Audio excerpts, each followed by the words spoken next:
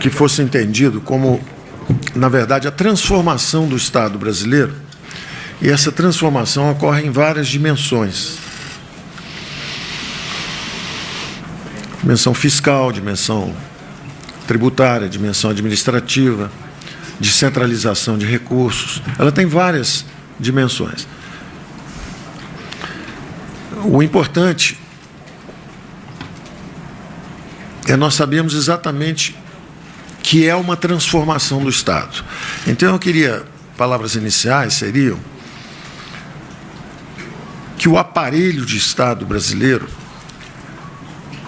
foi arquitetado em uma ordem politicamente fechada. Eram bancos públicos, empresas estatais, preocupadas com acumulação de capital físico, investimento em infraestrutura. Eu digo sempre isso. Era construção de casas, então, BNH, subsídios a empresas e indústrias, BNDES,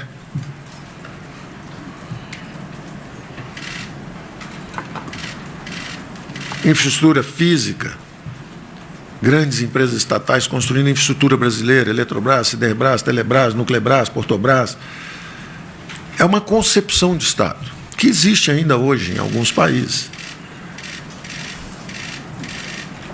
E é natural que esse aparelho de Estado tenha produzido aquilo que se esperava dele, foram os investimentos em infraestrutura, nos anos 70.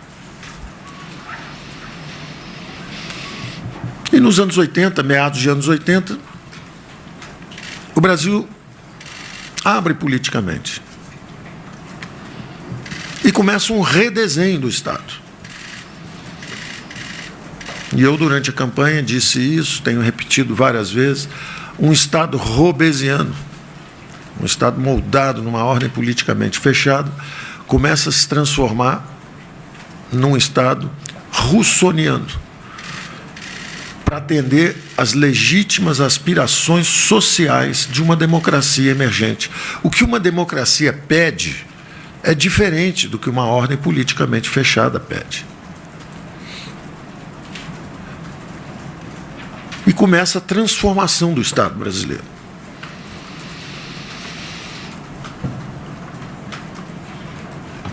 Só que nós estamos numa transição incompleta. Essa transição foi muito lenta e nós nos perdemos em alguns momentos da nossa história, economicamente, porque estendemos esses recursos para algumas áreas sem cortar em outras. E fomos, então, visitados 2 vezes por um surto de hiperinflação, fomos à moratória, e desde então experimentamos juros extraordinariamente elevados, impostos em elevação, e chegamos a um Estado que dizíamos sempre que gasta muito e gasta mal. Gasta muito porque chegou a 45% do PIB, gasta mal porque gastava um plano Marshall em juros. É inaceitável, virou o paraíso dos rentistas, o inferno dos empreendedores, por causa dos impostos altos, juros altos, um ambiente ruim e hostil para o crescimento econômico, para a criação de empregos, para os investimentos, e um ambiente bastante amigável para quem quer emprestar dinheiro para governo perdulário. Então, o grande desafio brasileiro é a transformação do Estado. É como transformar esse Estado, que gasta muito e gasta mal, numa máquina eficiente e fraterna.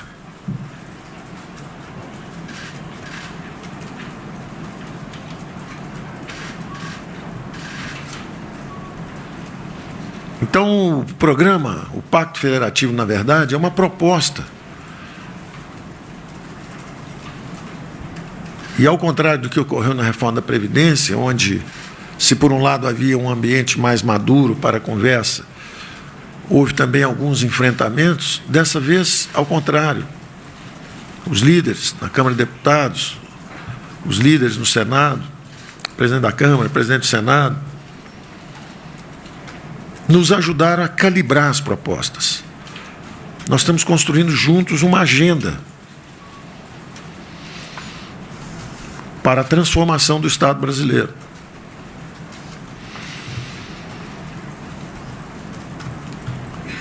Essa transformação, como eu disse, ocorre em várias dimensões. Então, o Pacto Federativo é como se fosse um livro com vários capítulos. Ele é um grande acordo político para completar uma transição incompleta. A transição está incompleta. Nós saímos de uma ordem politicamente fechada, com um Estado aparelhado, para fazer infraestrutura, e fomos em direção à democracia, que tem suas legítimas aspirações, mas os meios de atender não são ainda os mais eficientes. Então, você acaba gastando muito dinheiro, e aí os exemplos de desperdício são abundantes, de ineficiência são abundantes. 280 fundos parados, subsídio, por um lado, para empresas grandes e nada para as empresas menores, quando, na verdade, devia ter uma enxurrada de microcrédito e menos subsídios para as empresas grandes. O governo virou uma gigantesca máquina de transferência perversa de renda. Então, nós estamos tendo que corrigir isso. A reforma da Previdência foi uma dimensão dessa reforma do Estado também. E agora nós vamos entrar em outras dimensões. Então, o primeiro capítulo do livro, e esse livro tem 6 capítulos. São 3 PECs enviadas para o Senado, uma PEC enviada para a Câmara, uma PEC para a Comissão Mista e um projeto de lei. Então, como se fossem 6 capítulos de um livro. Vamos abordar rapidamente, e a equipe está aqui para tirar todas as dúvidas, no detalhe, é um time extraordinário, com muita experiência, estão aí há várias batalhas, 10, 15, 20 anos de experiência esse time tem. Foram extraordinários na construção disso, e essa solução não é só nossa, e eu vou, nos diversos capítulos, mencionar a colaboração de outros órgãos que nos ajudam muito e têm nos ajudado. O primeiro capítulo eu chamaria propriamente da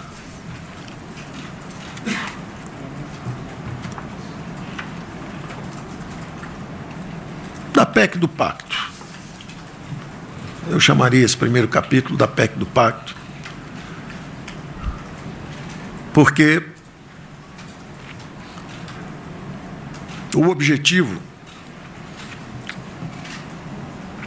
é assegurar fundamentos sólidos, sólidos fundamentos fiscais para a República Brasileira.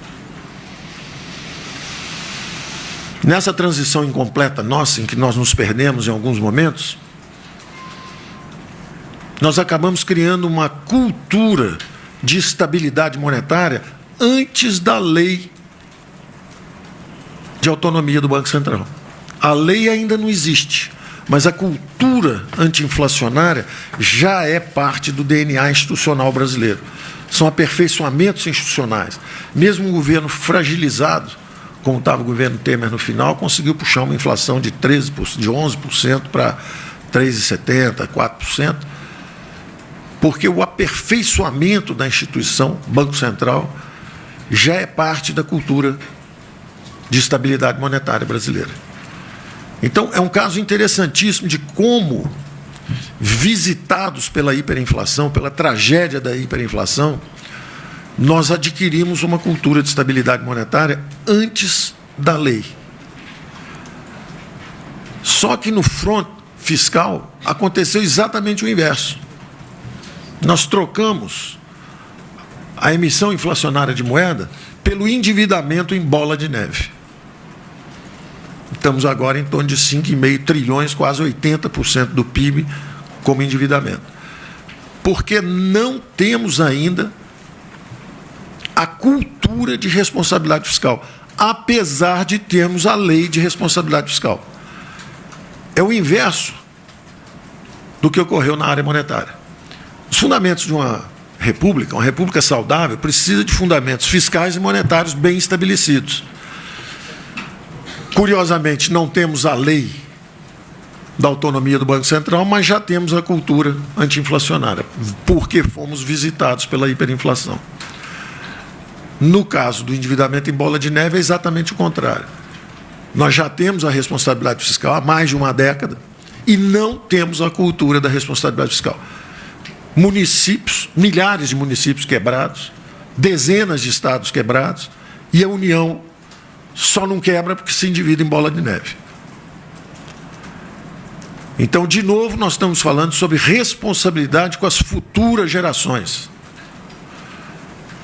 Responsabilidade com as futuras gerações. O primeiro capítulo do nosso Pacto Federativo é a criação, eu diria até um aprofundamento, para não dizer que é criação, é um aprofundamento do marco, um aperfeiçoamento do marco institucional da responsabilidade fiscal.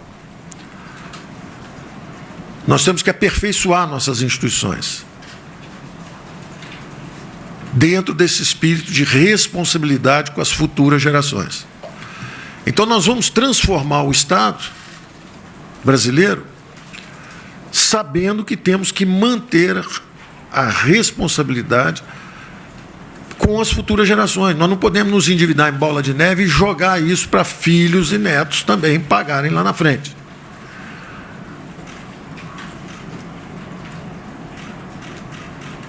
Estamos criando o Conselho Fiscal da República.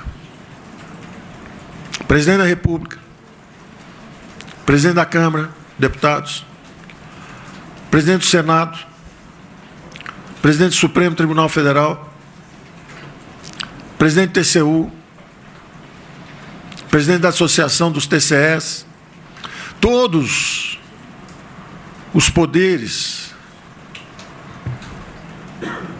que têm a capacidade de manter ou desestabilizar o equilíbrio fiscal da República, se reúnem a cada 3 meses para exame, monitoramento e considerações sobre a situação fiscal dos entes federativos.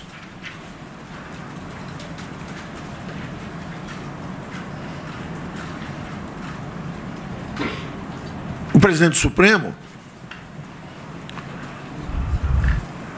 acompanhando e monitorando a situação de estados e municípios e a situação da União, leva sempre uma palavra de observância de responsabilidade fiscal para a avaliação do próprio Supremo, que tem que tomar decisões de altíssimo impacto nos orçamentos da República. Há contenciosos de 100 bilhões, contenciosos de 500 bilhões, há contas de todo tipo. E ninguém protege a viúva. A viúva é a União, é o Brasil. Da mesma forma o TCU, da mesma forma o TCE, todos que têm ajudado extraordinariamente ao longo desses 10 meses em que estamos conversando, todos têm a consciência, todos se voluntariaram, todos nos deram valiosíssimas observações e sugestões. Reconhecendo isso, o Supremo dizendo, olha, tem uma excessiva judicialização de conflitos de entes federativos. Um Estado começa a brigar com a União e jogam o pepino lá para o Supremo. Quando, na verdade, isso deveria ter sido resolvido previamente. Em contenciosos, como a gente vê toda hora. Um está sendo trabalhado agora pelo próprio ministro Gilmar Mendes com a Lei Candir, exigências passadas, quando há todo um futuro a dividir do pré-sal vindo e nós brigando por disputas passadas, disputas que não acabam nunca, não se encerram, criam contenciosos, instabilidade fiscal. Da mesma forma, 280 fundos com dinheiro carimbado, mais de 200 bilhões carimbado, dinheiro empossado que não consegue ser utilizado justamente para melhorar o bem-estar da população. Governadores que assumem, e o governador anterior destruiu as finanças, e o TCE estadual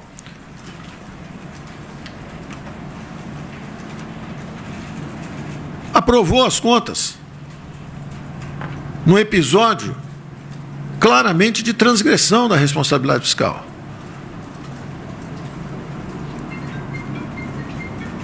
O TCU tem uma enorme experiência e cria jurisprudência a respeito disso. Porque os TCEs, e aí recebendo os TCEs e conversando com eles, eles mesmos dizendo, seria ótimo para nós que nós pudéssemos ter esse tipo de interação e seguir uma espécie de direito consuetudinário, de acordo com as decisões da Suprema Corte, Supremo Tribunal Federal, de acordo com o parecer do TCU, nós então estaríamos armados e equipados para garantir a estabilidade financeira dos estados também. Da mesma forma, os prefeitos. Então, nós precisamos consolidar um novo marco institucional que garanta as finanças da República Brasileira.